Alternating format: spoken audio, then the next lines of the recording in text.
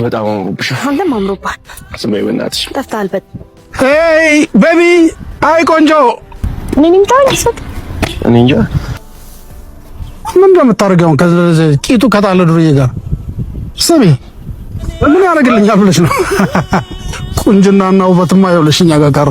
እንዲሁ ይመስልሻል? 18 እኮ ነን። ቆንጆ ህይወት መኖር አትፈልጊም እንዴ?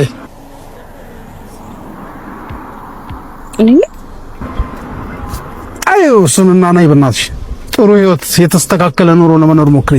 እንዲህ አይነቱን ዱርዬ ተይው። ልሂድ አናግሬው ልምጣ ወይስ? አንቺ ሽማግሌ እኮ ምን ችግር አለ? አናግራችሁ ልምጣ። ቆይ አንቺ ምን አናግራችሁ ልምጣ? ሲጀመር መጀመሪያ አጥብቃ መያዝ ነው። ካለዛ ሌላ ሰው ሲፈልጉም አንቺ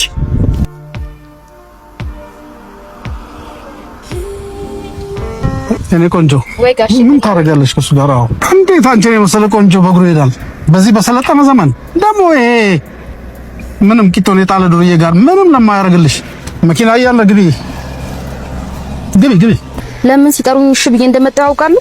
እንዴታ አውቃለሁ እንጂ እኔና የተጠርቸው ያልደነዘዘ ፈዞ ያልገባና ያልተዝናና ሴት አለ እንዴ? አውቃለሁ፣ ይገባኛል እንጂ እኔ ቆንጆ ተመልሼ የመጣሁት ሳልናገር ብሄድ ሙሉ ቀን ይከነክነኛል ብዬ ነው። ነውር አያውቁም እንዴ? ቢወልዱኝ አያደርሱኝም?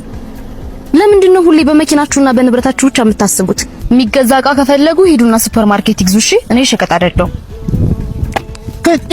ስቲፕል ማንም ጠርቼው እንደዚህ የፈጠጠብኝ ሴት የለም። ይሄን ግደል። አንቺ ምንድን ነው አስደነገጥሽኝ እኮ። ምን አድርጊ ነው የሚልሽ? እንዴት እንደዚህ ቆንጆ ሆነሽ ከማንም ጎረምሳ ጋር በእግርሽ ትሄጃለሽ ነው የሚለኝ። ይሄ ሼባና ዞሮ ይበናት እኔ ተለቅና አትጃጃልና በእናትህ። ይሄ ሰው በተናገረኝ ቁጥር ጓ የምትለው ነገር ታቆማል። ለምን እኔ ተለቅ ሰው ነው ብዬ ነው። ሻው ታዲያ እኮ ትልቅ ሰው አይደለም እንዴ? አሁንስ ቢወጥ ሻማል ይልቅ እሳቸውን ተዋቸውና ይሄ ክረምት ሳይወጣ ምን ሰርተን መኪና ገዝተን አፋቸውን ማዘጋት እንችላለን የሚለውን ነገር እናስብ። እሳቸውን ተዋቸው። ደግሞ ብርቅ ነው እንዴ? ይሄ መጀመሪያ ነው አይደለም? እሺ አሁን ለምን ይኸውልሽ 5 ቀን አልፎታል አይደል? ሱቁን ከተከራዩ 5 ቀን እኮ ነገ ዛሬ እያልን አሁን ደግሞ ክረምት ነው። የቡትስ ጫማ ማሚ ቦንዳ እንዳለ አስገብቷል። እሱ ራሱ ለተጠቃሚ ከአንዳንድ ሺህ ብር ጀምሮ እንደዚህ እያወራ አስደስተኝ። ይሄ ችጋራ ነው ነሽ ተወርሰው በቃ አሁን ክረምት ሳይወጣ መኪናችንን ገዝተን አፋችንን እናዘጋጀው። እሺ አሁን የሜክሲኮ ታክሲቱ ጋር ነው የምናገኘው። አላቅም እንፈልጋለን። አሁን ላይ መቼም ክረምት ነው አይደል?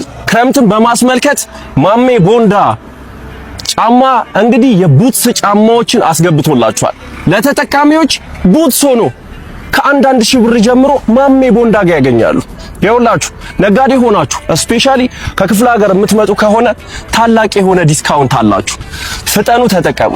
ለበለጠ መረጃ እዚህ ጋር ባለው ስልክ ቁጥር መደወል ይችላሉ።